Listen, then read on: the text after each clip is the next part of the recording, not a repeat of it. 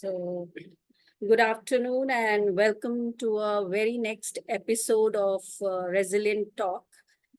Today, we are celebrating World Environment Day across the globe to put a spotlight on how environmental challenges we are facing in our times today. So this year, World Environment Day 2024 is focusing on land restoration, stopping desertification, and building drought resilience. So the topic, the environmental conservation, we all know that it plays a very crucial role in mitigating disaster risk by addressing various underlying vulnerabilities and promoting resilience in ecosystems and communities. So environmental conservation contributes significantly to disaster risk reduction by enhancing ecosystem resilience, supporting community adaptation, and fostering sustainable approaches to disaster management, integrating conservation principles into disaster risk reduction strategies, which is also very essential for building more resilient and sustainable societies in the face of escalating various environmental challenges. So today's panel discussion on environmental conservation mitigating disaster risk will deliberate on some of these challenges. And we are fortunate to have four panelists today.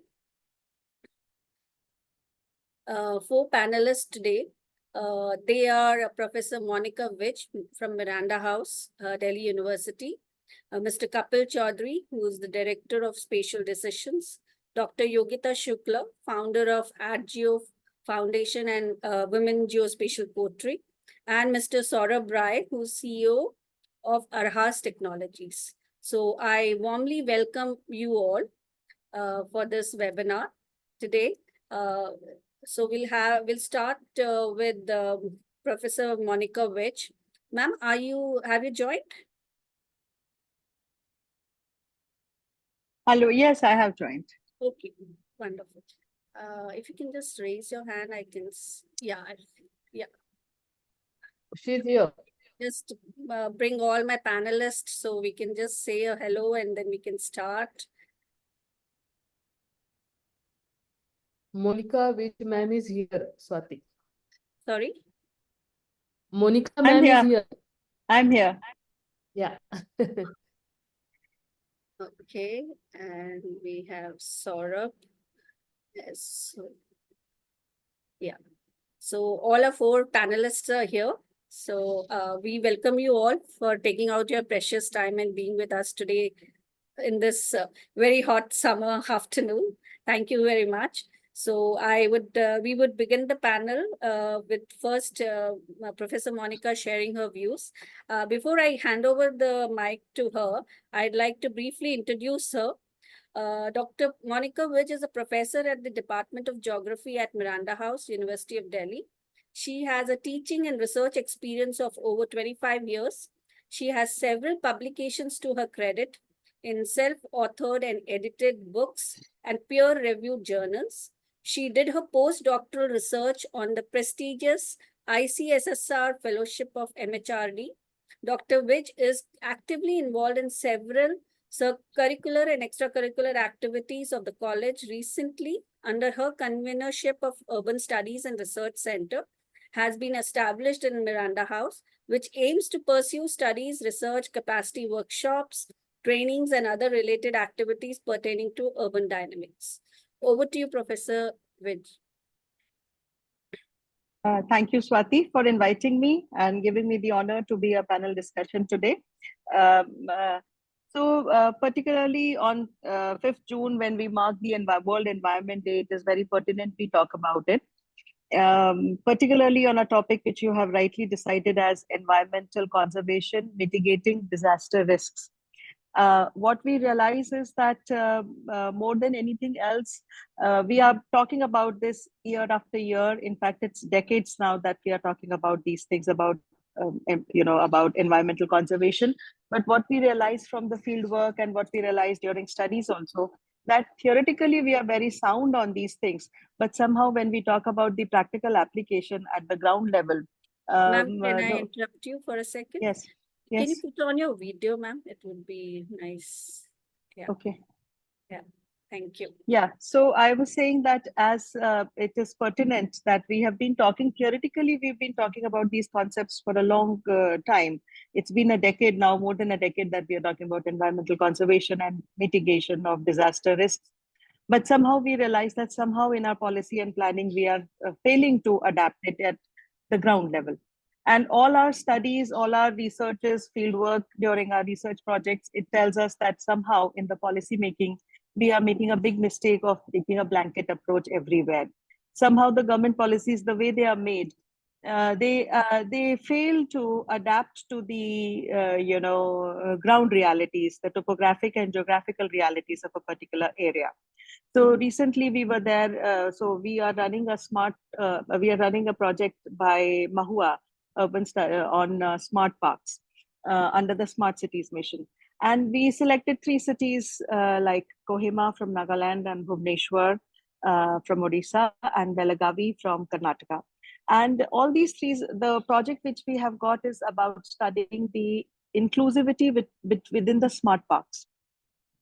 And what we realized that although all governments, all these municipal corporations of these 3 cities have done their best job, best work in terms of adapting to these things, the ideas of the smart city and smart park and inclusion concept, but somehow the differences come when it comes to the geographical locations, to their limitations. Same is happening with environmental conservation and disaster risk mitigation, that somehow the policies are failing to take into account the ground realities, as a result of which, despite talking so much about this, one, there is not proper adaptation to the policy, the implementation of the policy making, realizing the ground reality. Secondly, what we realize is that the community engagement is very less. Till the time we do not involve community into our planning process, somehow all that talk we do, all that policy which we make, or the execution of the policies we do, or implementation, it becomes a failure because the community is not involved. That sense of belongingness, sense of responsibility, attachment to the resources, and sense of, I would again say, the responsibility that that this is our resources. The community has to be engaged, and that is when how we can be better prepared for disaster mitigation and increasing the resilience within the cities. Till the time the government policies and planning are, as if it is some other stakeholder, someone beyond, the government kuch kar rahi hai, hame nahi pata. So till the time that approach is there, disasters will continue. And that is my first take on it. I think we can go ahead on it. Over to you, Swati. Thank you, ma'am. Now we have Mr. Kapil Chaudhary. I would introduce him. He is the Director of Spatial Decisions, Urban Planner, Landscape Architect with 30 plus years of work experience. Over past decade, he has been focusing on urban climate resilience and nature-based solutions in Vietnam, India, and Nepal. Currently, he is a team leader for coastal ecosystem project in Mekong region and working with the Vietnam government to review and advise on their green growth strategy for sustainable urban development. So over to you, Kapil. Hi guys, I'm going to try to connect with you on my phone. My laptop does not like to have the camera functional. So Okay. Thanks, Swati, and thank you all for giving me this platform and this time. I spend more and more of my time actually in Vietnam working with a combination of urban development and urban climate issues. Vietnam has a very interestingly peculiar landscape and landform in that we have the northern mountains, which is like our northeast India. It has the central highlands, which would be more like the eastern Ghats, or more so actually the western Ghats. And then we have the Mekong Delta, which is kind of like the West Bengal floodplain. So broadly, Vietnam is divided into actually 5 different eco zones as such. And I've been working with disaster risk management for a pretty long time there. More recently, and that's the area I want to focus on with you, is the Mekong Delta. The Mekong Delta is prone to sea level rise, land subsidence because of groundwater extraction. So saline water intrusion is there, that coastal erosion, sea level rise, and salinity combine together to create a very difficult and a downwardly spiraling trajectory of a living condition. Mekong Delta also has Saigon, or otherwise called Ho Chi Minh City, which is one of the largest cities. And the Mekong Delta is very densely occupied with major economic activities, trade and economic development. So disaster risk management has been a weird and difficult subject there, because 10 years ago, we started out with doing a lot of coastal sea dikes to prevent erosion and also to prevent sea level rise water coming in. And that as an ecosystems was a disaster, because then we weren't getting any way for the rainwater to flow out. And then the infinite wisdom of our great funding agencies. First, we spent a lot of money building the dikes. Then we spent a lot of money putting pumping stations. And we spent a lot of money then creating emergency backups to pumping stations, because as we know, machinery fails. It's taken a long time to come back to discover nature. So wetland restoration and wetland plantation has become a major activity in the coastal region. And what we are doing now through a project is to map the coastal ecosystems and create an AI-based tool to do pattern recognition of where mangroves have been planted, what their current growth rates are, or where they are actually being destroyed.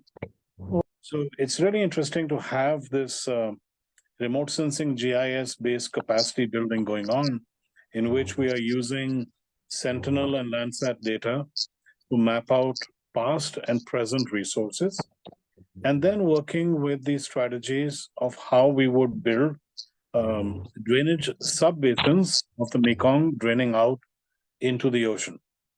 And we have a series of these fan-shaped deltas that we work with, and they are mangrove plantations come in as a community-based approach, but also we get a lot of balancing out an economic activity of aquaculture and shrimp. And communities, the rural communities are very good at pointing out the importance, the economic benefit and the economic advantage of having natural ecosystems.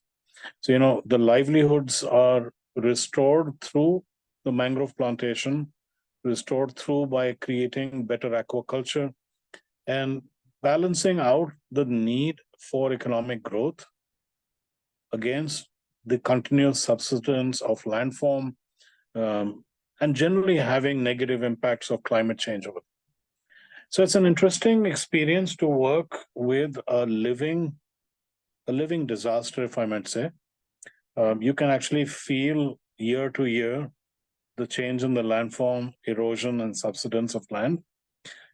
So in the 7 provinces we are working with, we are currently looking at, by the end of the year, having put in a monitoring system, which would have hydromet data, a satellite imagery-based mapping and monitoring system, which would give us change detection, and hopefully show the beneficial impact of different interventions through a continuously tracked database. So getting people to believe and understand that mangroves are important, getting them to understand that coral bleaching can stop and we can actually get coral restoration happening, and that these 2 activities will go hand in hand in the local communities being able to still live well and have their economic restoration through the aquaculture and non-timber revenue in these landscapes. So I'm still learning a lot, and I will keep learning with these guys for this year. And I hope there is another platform and an event to come back and share with you how GIS, remote sensing, and AI tools will be used to document negative impacts as well as positive impacts to reinforce strategies which can help proactively address climate change and disaster risk. Thanks, guys. Thank you, Kapil. Now I would like to invite Mr. Saurabh. I'll just briefly introduce him.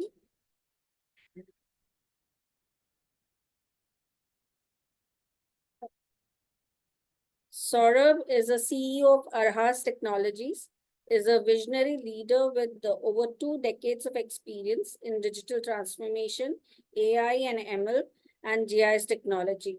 He has collaborated with major companies like Apple, Google, Meta, and here, and has consulted for companies across 25 countries.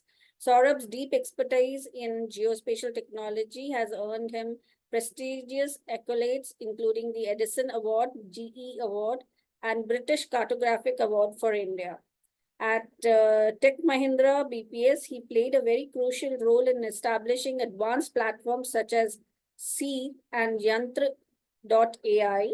He also founded Surplus N, India's first B2B, B2C e-commerce portal, demonstrating his entrepreneurial spirit and innovative mindset. His contributions to the field are further evident by his US patent and numerous industry awards. Saurabh's vision and leadership continue to drive Arhas Technologies forward, pushing the boundaries of what is possible in the realms of geo-AI, sustainability, disaster management, leveraging digital transformation, AI, AML, and GIS technology. Over to you, Saurabh. Thanks, Swati.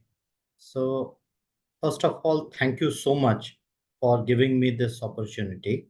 Now, in terms of why this opportunity is very critical, perhaps we are the only company in this country who actually is focusing on disaster management, sustainability, and climate change as an integrated agenda.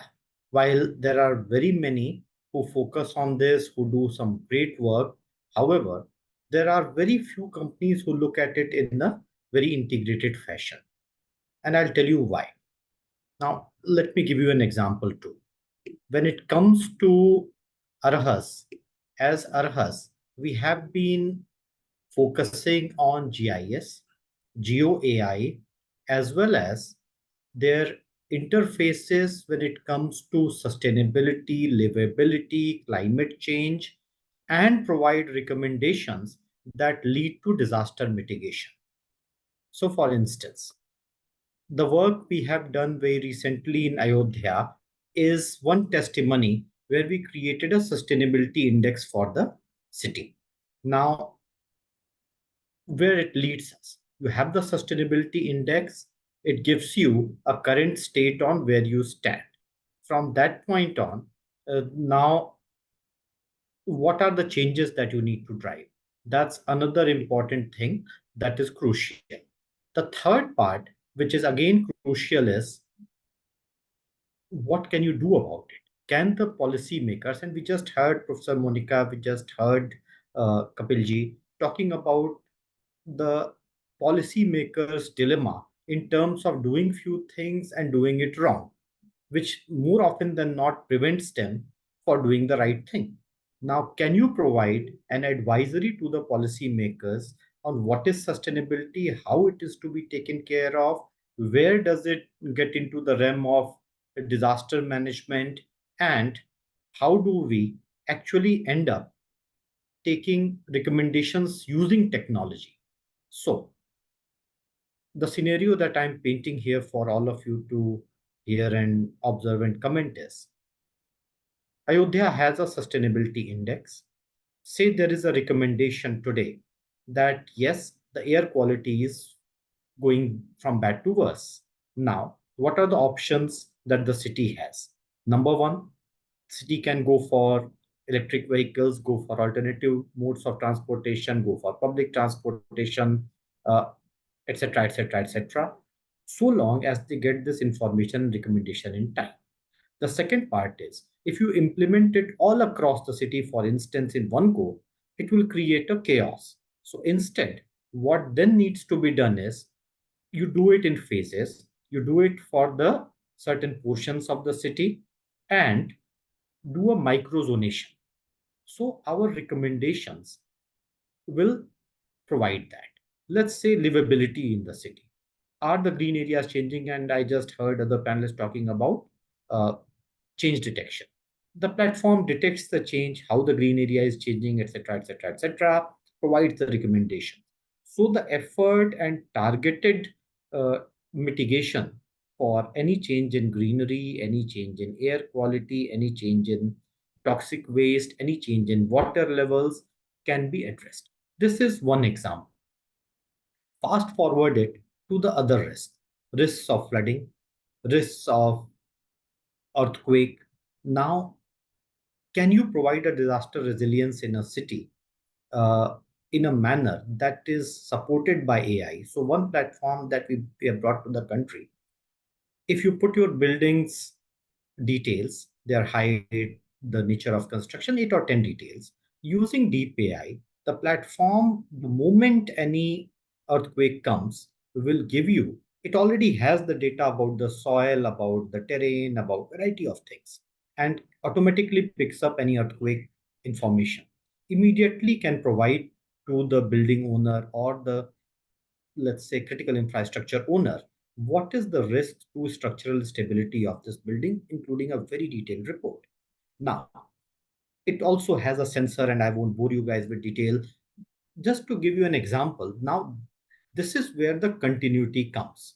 You start with the baseline, you create a index. That index then leads into some tangible actions which are useful for individuals, corporates, and government alike.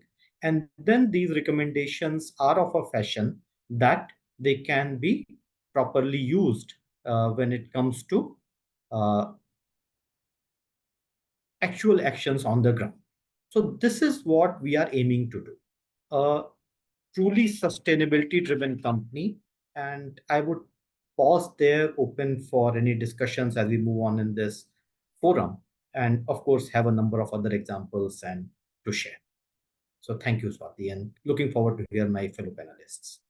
Thank you so much. And lastly, I would invite Dr. Yogita Shukla to, before I hand over the forum to her, I'll just introduce her. Dr. Yogita is the founder of AdGeo Foundation and Women Geospatial Poetry, a multidisciplinary professional with a core passion towards scientific research, environmental stewardship, regenerative living, and geospatial information. With a diverse experience of over 25 years in environment, climate, and geospatial information science, focusing on natural resource management, climate resilience, focusing on energy management, rural and urban development, now working towards building regenerative systems with holistic focus and linking diverse application as sciencepreneur. As a dedicated researcher, her scientific research and consulting focuses on understanding the impact of climate variability and environment in high altitude Himalayas using geospatial techniques. So over to you, Yogita. Yogita, are you there? Yeah. Unmute yourself, please.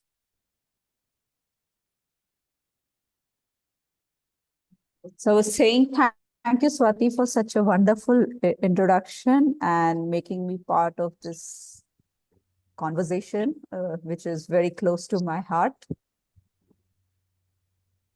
Today I would be talking about environmental conservation through regenerative design, fostering disaster resilience and risk reduction.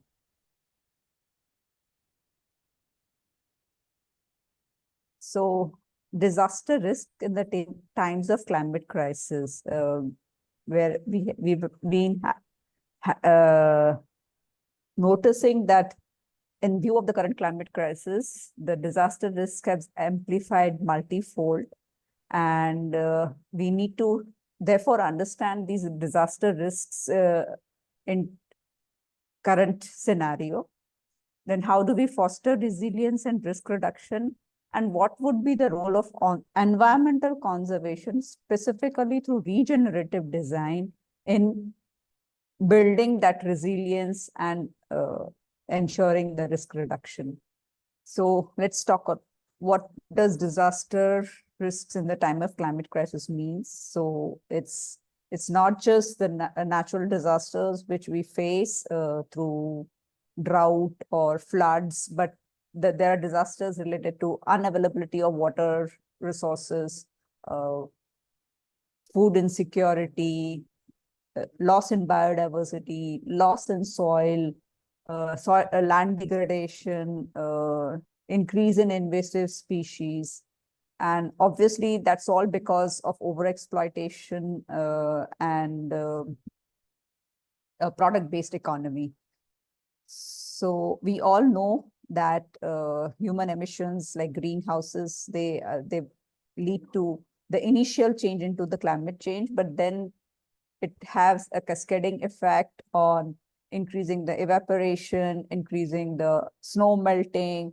So this is a kind of a continuous cycle, and we have to understand that, everything has a cascading effect and a multiplying effect. So this is how,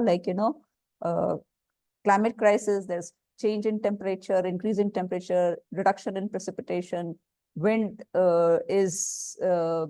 directions are changing, resulting in sea level rise, high subsidence, loss of permafrost, loss of coastal areas, desertification. So these are also the disasters, which are impending in the near future.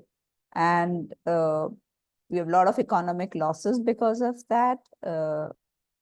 This year, we all witnessed the impact of heat waves, heat cramps, heat exhaustion, heat strokes, more and worse forest fires. So what this amounts to, this amounts to almost more than 2 million people displaced, undernourishment, floods, acidification of oceans. So all these are disaster risk due to climate crisis. And how do we foster resilience and risk reduction? So before that, we have to understand that our planet, which took 1.5 billion years to reach to what we call as in an ecology and in ecosystems, is that a climate stable climate, each ecosystem has a climate stable climate. So, and that climate stable climate is in balance with the incoming solar energy and outgoing solar energy. It's a very simplified version of why we are witnessing the climate crisis. And now what is happening is that there's an imbalance between the incoming solar radiation and the outgoing solar radiation, not just due to greenhouse gases, but loss of biodiversity, increase in ocean acidification, decrease in vegetation. So all these amount to this imbalance. And for stabilizing, again, reaching to that stable state, so that the status is restored, what it took planet to achieve in 1.4 billion years, we have to really make sure that, we get back to that states. And it will happen through adaptation mitigation, where we focus more on green infrastructure, solar and storage, resilient urban transportation, water energy conservation. And most importantly, like what I have realized, that we have not scratched even the surface, because our whole understanding is very fragmented, and we have to look to a systems understanding, a very holistic understanding. And that is why I would advocate environmental conservation through regenerative design. So what does this regenerative design means? So basically, why we need environmental conservation through regenerative design is that it has a direct implication on disaster risk reduction, and the less the frequencies of disaster is, it contributes to environmental conservation and regeneration. So the comprehensive environmental conservation, it includes management, restoration, and regeneration of ecosystems, where in restoration we try to get back to what was there, and regeneration, what this is where we process, because the fundamental design of our planet is a regenerative. So now we are moving from very mechanistic worldview where it was very fragmented, more focused on efficiency, was very much anthropocentric, and the major driver for economic development and growth was not focusing on human well-being and not focusing on mitigating damage. Then today we are what we call as contemporary sustainability, where we are talking about social justice systems. We are trying to build linkages between social, ecological, and technical systems. There are a lot of transitions happening into it. There's a lot of transdisciplinarity. And we are also focusing on equity. And from this, now we have to move to what is called as regenerative sustainability, where we have a holistic worldview and we follow the pattern of inner and outer integration. We go in with co-creation with nature, and we focus on thriving the whole living systems. So, and it is not just manifesting the potential of those living systems, but also living in essence with those living systems.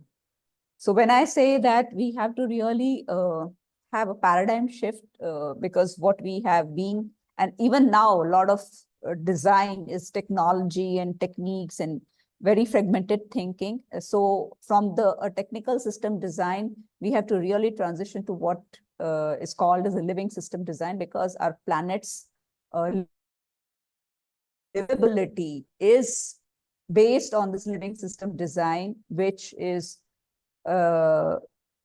qualitative, which is holistic, which a whole living system. And that, like one step better than breaking the law, then we got to the green aspect of it, 100% less bad, neutral, then human doing things to nature, assisting the evolution of the system, the ecosystems. And now we have to participate as nature. So rather than excluding us from the nature, we have to think that we are a part of the nature, and we have to co-evolve and co-create as we try to get back our systems into the regenerative design.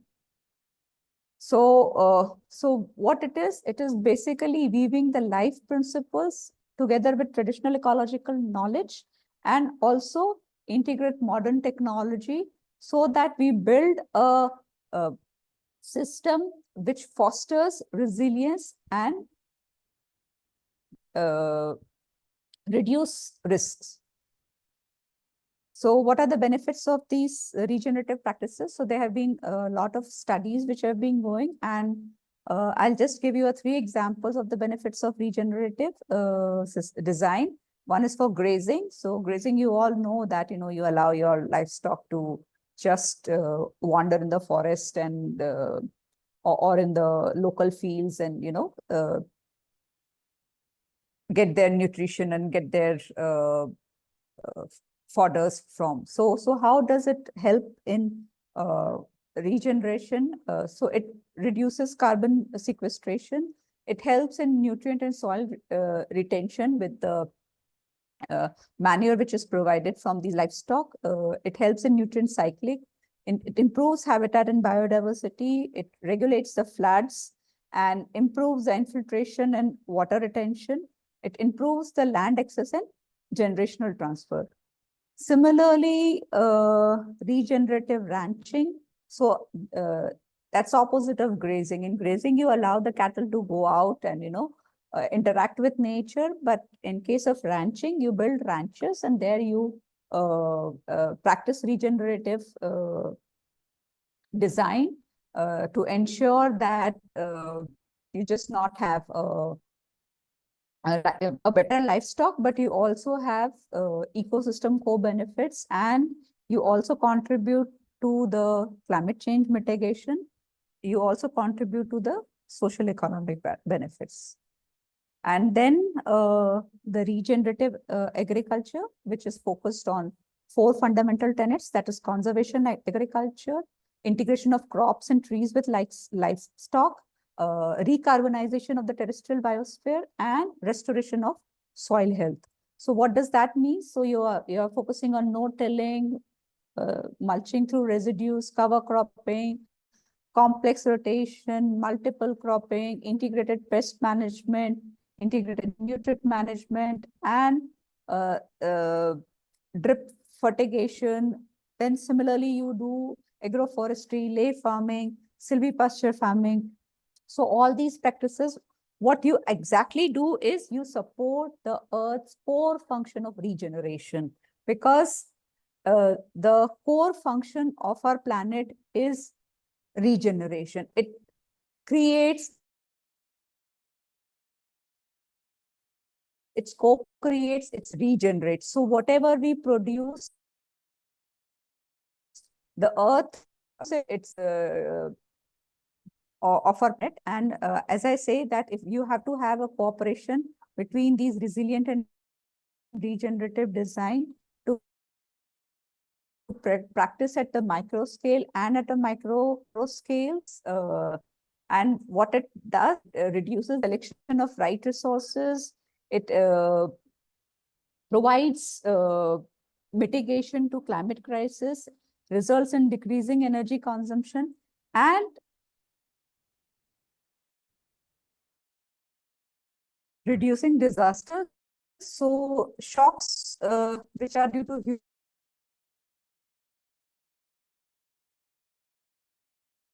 so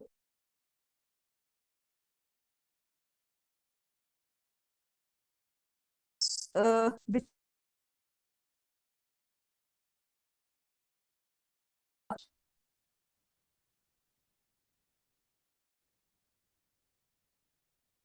I think.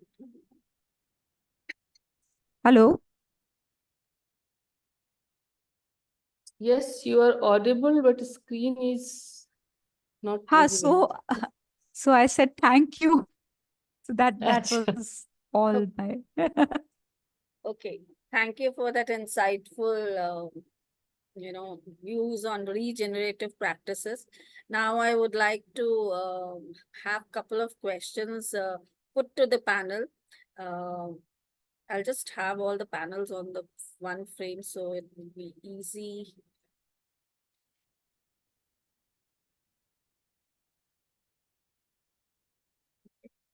So my question to the panel is like, how can we build, how can we, a community-based conservation, initiatives can help build that resilience to these climate-related disasters. As we all know that we are going through this, high heat wave at this moment. So I would like to have the views from the panel. Whoever wants to go first. Let me try that, Swati. So basically, we are coming up with the concept of tree exchange. See, ultimately, there are different ways to prevent the heat that's there, and unless otherwise there is people participation in planting trees, it is not going to succeed. So we came up with this concept, and that's what we are looking at doing in a big way, in a more scalable manner with people participation. Now, unless people participate in tree plantation, reducing their emissions voluntarily, reducing other elements that increase CO2 and likewise the GHGs, this is not going to succeed. The question and the challenge still remains, for that matter, is how far is the government willing to go? That's a big question. And I believe with yesterday's pronouncements and a lot of global uh, talk about since COP28, I'm very certain that there will be elements in government who would want to push these agenda.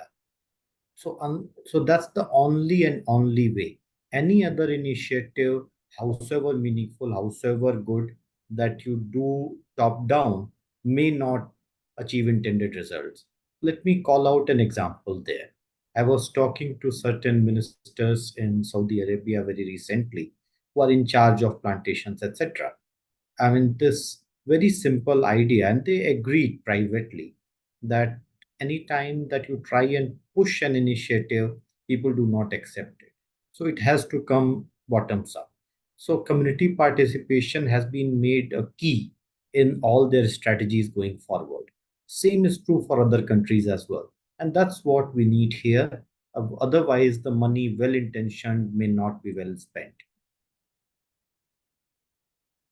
I would also like to come into that, and I would agree with Saurabh ji that whatever the expenditure government does, till the time it does not include community, all the money goes waste. And within a year, 2 years, you would find whatever infrastructure has been created. If the community is not made responsible for that infrastructure or is not involved, A, at the stage of planning itself, B, bana ke de diya, let the community be involved in its management. So, as I was talking, giving examples about our project on the smart cities and smart parks, we did a very minuscule study. We just tried to study what are the smart parks which have been, made up by the under the smart city mission, and we had very interesting case studies from the same cities. जहाँ पे community को, they made the community in charge, responsible. Those parks were beautifully kept. The equipments were working fine. The sports equipments, the open gym, the trees, horticulture, water supply, cleanliness, everything was being managed very well. Wherever it was left to the municipal corporations, the tracks were broken. Horticulture was just not paying any attention. Equipments were broken. There were no playgrounds, nothing. So, there, if you talk to the community people, they would say, Sarkar ne kuch kiya. Something has been done by the government, we don't know.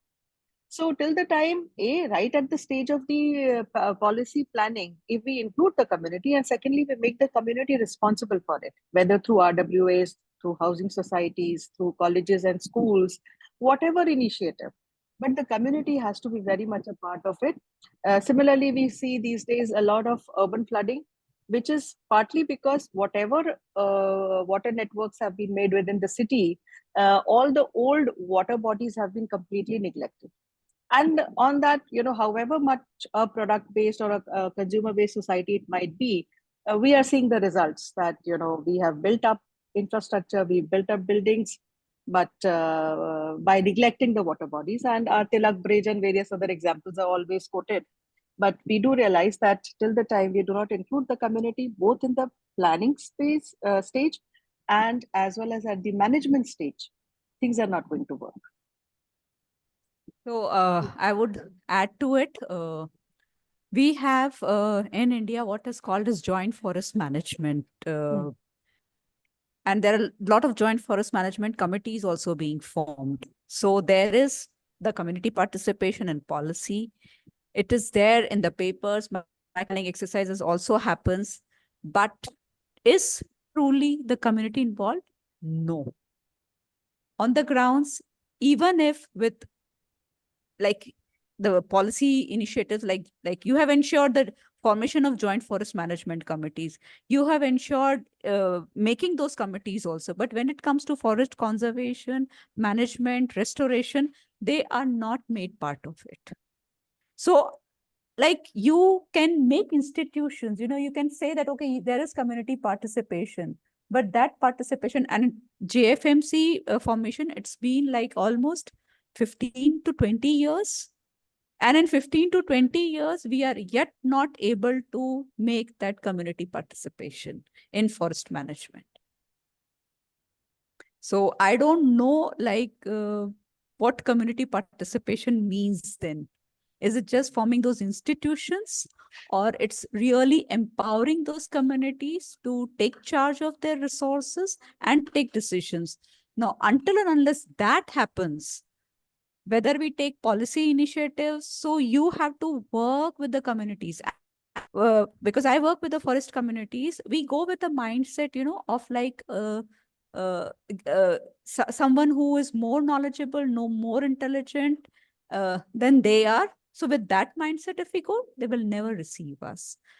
We don't focus on traditional ecological knowledge, the communities they have. We don't go. So whatever microplanning exercise is being done, whatever microplans are being made, they are being made by the so-called consulting agencies. They are not being made by those people. So until and unless, because they don't understand that, so even we talk about microplanning, the microplanning is happening. Last 20 years it is happening, microplanning. But are those the microplans those communities want? That is the question. And nobody is focusing on that. A lot of money is being poured, a lot of money is being, and a lot of reports are being said. We have done so much of livelihood development. We have done so much of forest enrichment. What happens on ground is that we are losing our forest day by day. We are losing a biodiversity. We talk about increasing the green cover, but we don't realize that everything that is green is not truly green. We have to understand that it took nature 1.5 billion years to decide which tree it is going to raise where. There are endemic species. There's biodiversity. So all these attributes, whenever we are talking about environmental conservation, whenever we are talking about restoration and regeneration, these things are put at the side, and what we talk about is economic benefits. So we are doing forestation, but we are doing forestation of what? Economic trees, not focusing what the nature wants. So, and that's why I'm saying that our whole thinking has to change from an anthropocentric, human, technical systems design thinking to nature focused regenerative design. And in that regenerative design, we have to understand that what nature has built for us, and we have to bring that back. We just have to learn to listen to what nature says. And our communities, our traditional communities, have that ear to listen to it. So whether it is in our technology design, we have to build the voices of these communities, which is not there. We build even our systems which are designed, whether it's GOAI or GIS, it is again a top-down approach. Even in our designing of those systems, it's a top-down approach. So how we can talk about bringing communities? Are we building the systems what communities are wanting? Have we gone and talked to the communities? What is the analytics you are looking forward to, or what is the sustainability indices you are looking forward to? No, we are not. So again, whatever it is, it's just a top-down approach for everything. So let's hear what the couple has to say on this. Unmute. My little input is that communities don't believe until they see examples of success. People who design these macro level programs sitting in large offices and funding agencies are perhaps very distant from the ground reality. And there is an increasing failure of macro level investments and local level action. It's like an analogy from projects we used to do where large sewer treatment plants were built, but the local connections were never built. It's no different than that on the investments globally going on climate resilience. And you're all right, it has to be community-based. It has to be bottom up. It has to be linked to top-down programs. But in this lacuna, I'm finding there's more page 3 conversation like events happening. There are more discussion and more rhetoric, but very few practical solutions or examples to share from on the ground. And what we need is more of that work of information sharing, knowledge sharing, and publicity from the ground up. You've all possibly seen a plethora of LinkedIn posts and events about nature-based solutions. It's no different than the old stuff we used to do. We used to landscape and design things with plant material. It's nothing new. There's a new jargon called nature-based solutions. But the fact is that we lost out as planners and landscape architects to engineers. I remember working with Delhi Jal Board with the very problem that they believe concrete drains are the solution, but nature-based drainage systems, which have existed in the landform, they are natural there, and restoring, emphasizing, working with them. So working with nature or working against nature. And I think it's just common sense, but we are lost in this groundswell of rhetoric and jargon and pressure. What we really need to do is create more opportunity to share practical experience and hope that catches fire and builds up and there is more momentum. I have better faith in CSR activities than I have in ODA funded activities. I know I'm working on a 1-year-long GIS-based training capacity building program. I can be honest with you, by the time I'm done with the program, the guys would be transferred and they would be lost and all the effort we put in will be gone. But if we spent that same time and money building capacities at the grassroots level, giving the communities a GIS-based system to map and track what is happening in their neighborhood and their landscape, we might do a lot better. I would bring up the name of group like Development Alternatives. In architecture days, we used to talk and work with them. And they had done stuff which was very much grassroots. And I think that's where I'm hoping that more of us will get a chance to bring up grassroots level failures and grassroots level successes and build off that. And yes, then we can replicate, scale, expand, apply at a larger landscape and at a larger ecosystem. But yes, I am excited from what the conversation I'm hearing. I am incrementally cynical on the result of externally aided projects. But if we've got good decision makers, good thinkers, like Saurabh, you're saying you've met with senior people from Saudi. Yeah, if the person at the top is well informed, he or she will make the difference. It's really our changes where we can hope to see are going to be driven by the thought process. And if we are acting as agents of change in the thought, then I think we will see more positive action. Thanks, guys. Yeah, I would like to add to it that we have to go and work with the communities. We have to make our hands deep down working with those communities. Unless and until we work with those communities, people like us, people who are connected to the top, we need to do the groundwork as well. Thank you. I think we had a very good different perspectives from all the panel. Actually putting down the grassroots challenges what we have been facing in this community-based initiatives, which we really need to put down.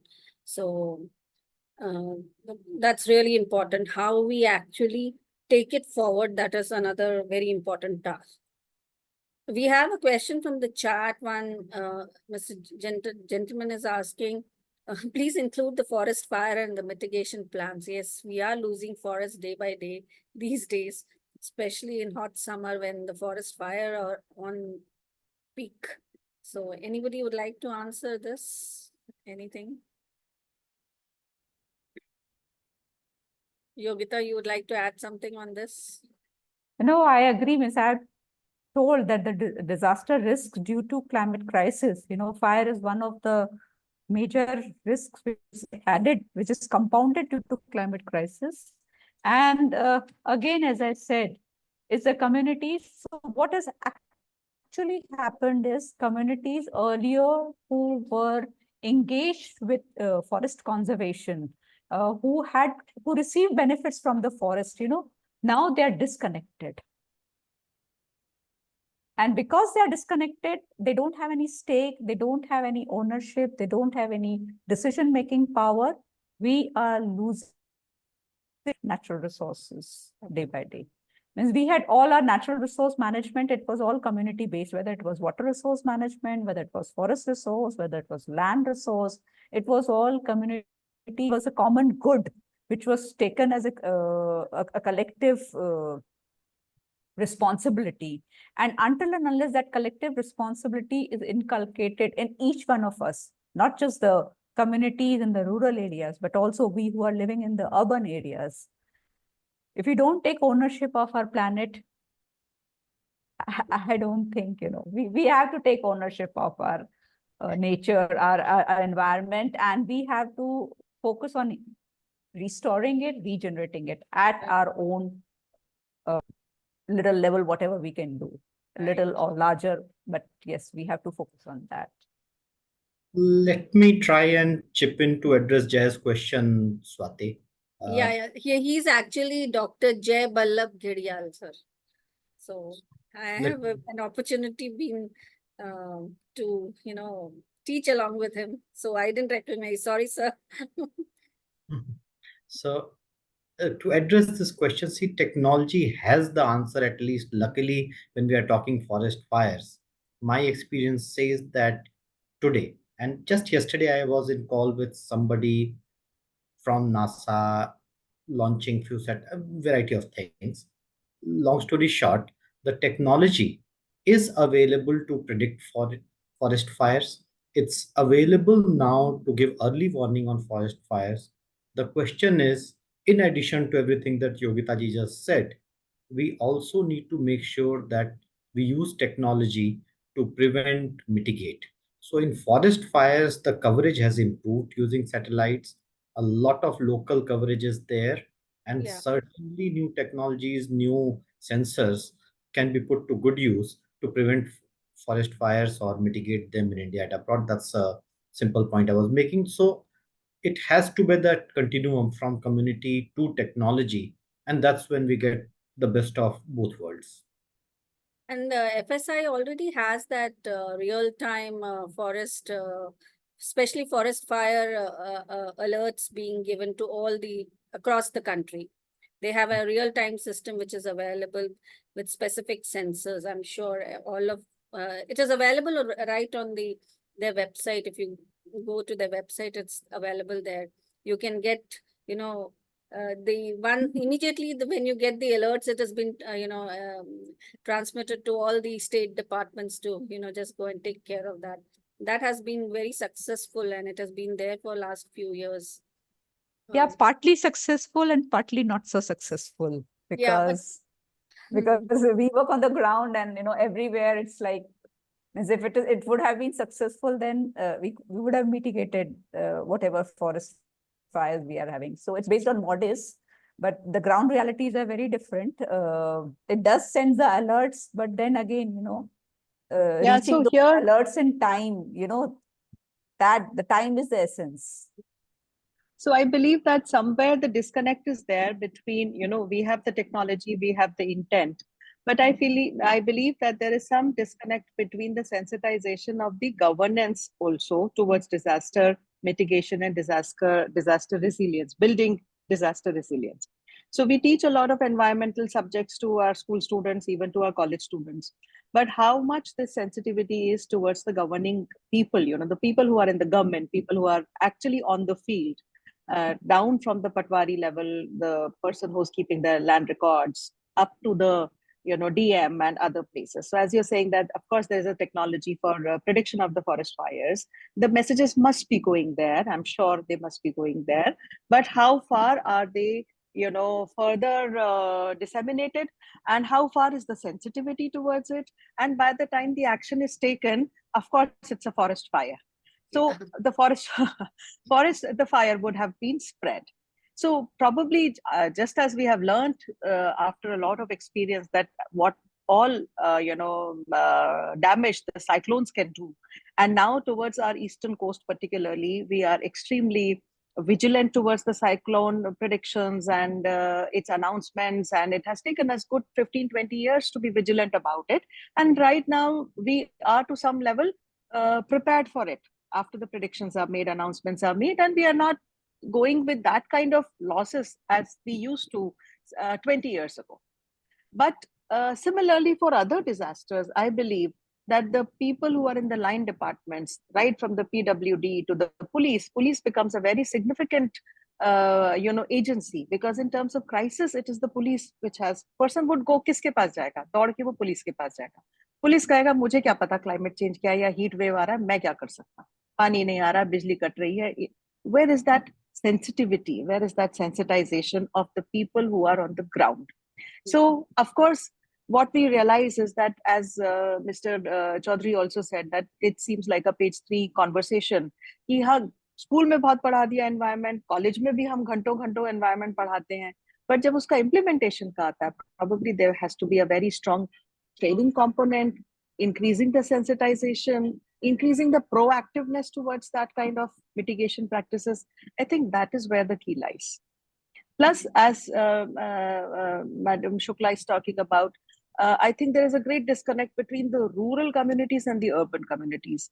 The urban communities is very, consumer-based, production-based, immediate benefit-based. Whereas the rural communities, yes, of course, we can give time, we can, give a lot of time to those practices. But the push migration which is taking place from rural to urban, somehow the moment a person comes to urban India, urban areas, they just want quick results. As a result of which policy planners, politicians, whoever you say, they will build houses, वो पानी के ऊपर आ रहा है या गड्ढे के नीचे जा रहा है या whatever. Somehow the politicians have to deliver, the government has to execute it, and that is why we are we have landed ourselves in the scenario where we are. So this is what I believe the current scenario is. Thank you, Professor Monica. We have one question by Soumya Garg. She says, she's asking, in what ways can technology, AI specifically, contribute to climate change mitigation efforts, especially in managing and reducing the impact of extreme weather events like heat waves? So, Saurabh, would you like to say something over here? Because AI is your expertise domain, so you can give us some insight on this. Sure, Swati. So, see, this is just a continuity of what we talked about forest fires.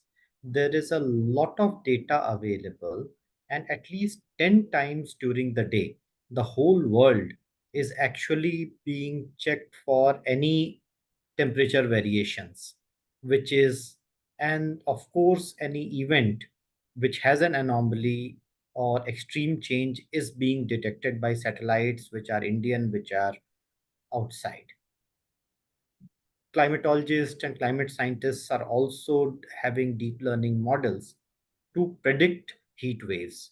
And if you are following the news, many a times you hear El Nino phenomena, La Nina phenomena, that this year there will be heat waves in Australia or it will be in India. So that's happening. Question is, how do you prevent it? The prevention has different answers.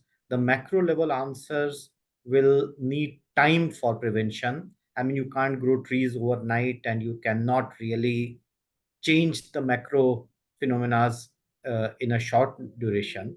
But certainly one can prepare well for mitigation efforts when it comes to micro. So if we know there is a heat wave going to happen in next 10 days in certain parts of India or next parts of Iran or Australia, the water management, the early heat warning messages can be provided. And I'm very happy to say, not all is lost. Today, when I log in on my Google phone or I go, I certainly see in the weather patterns a heat wave warning.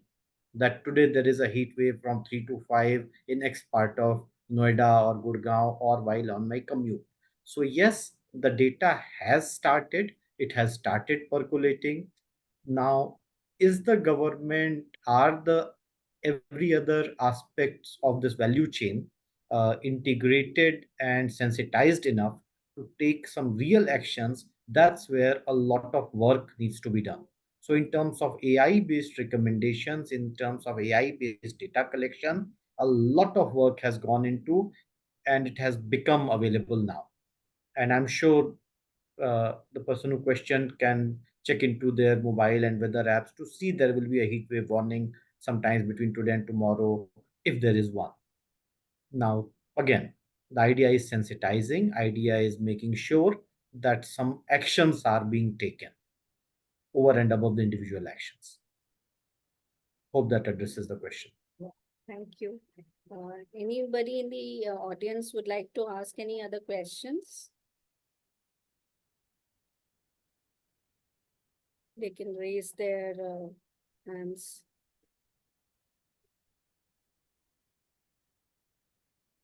There's a question again by Ms. Garg. She's asking, oh, she's got a big question. Okay.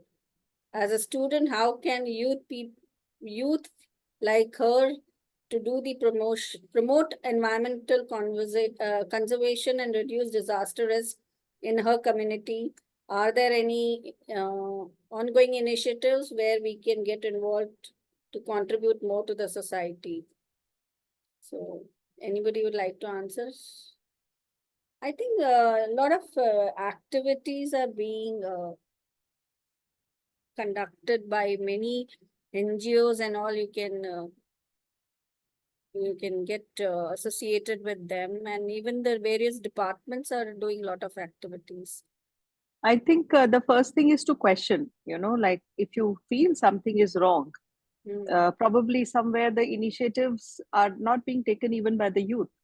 Of course, there is, it takes a lot of struggle. It is a lot of strength which is needed. But if we really want to do something, I think we need to question if something is not working, something is not, being implemented well. Probably just walk up, go ask that department why it is not happening. Probably that spirit also has to come. Somewhere we talk of disaster resilience, but we ourselves are not very resilient. Right. The moment there is heat, the moment there is some problem, we just complain. And somewhere, besides a faulty policy making, of course, we as community members are also equally at fault. We cannot simply pass on the buck on the policy makers, the faulty policies बना रहे हैं. हम खुद भी एक बिल्कुल responsibility लेने के लिए we are not ready. We are simply as a community, we are simply complaining, but not asking questions or not even trying that we should be solving these problems. So as a youth particularly, maybe form groups, maybe raise awareness within your society. Even that effort is enough.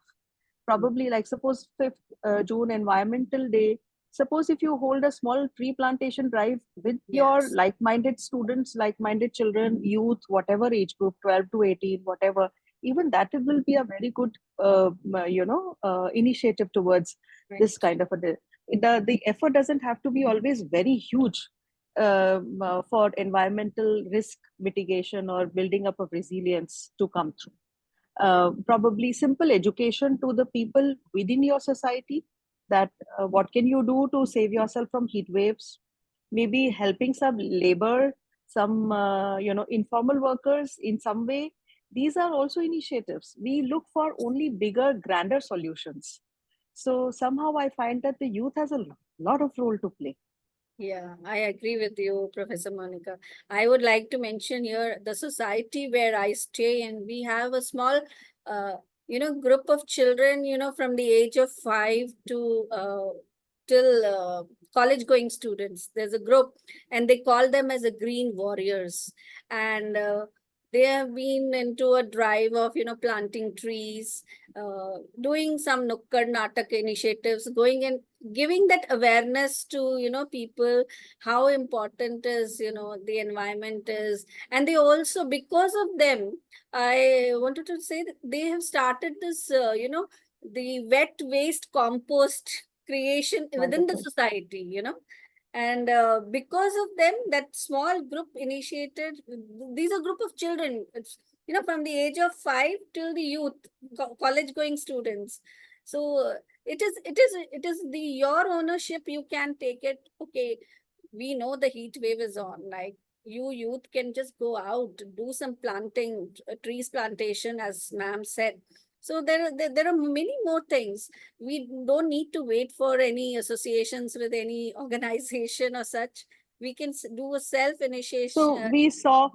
we went to Kohima recently, as I said, under this. So there's a green village, heritage green village close to Kohima, one of the little farther off. And there we saw in the village that again the youth had formed a group, a society, where throughout the village they have kept beautiful pots with flowers, gamle jo hote hain. And the youth, our school-going children, they have a community.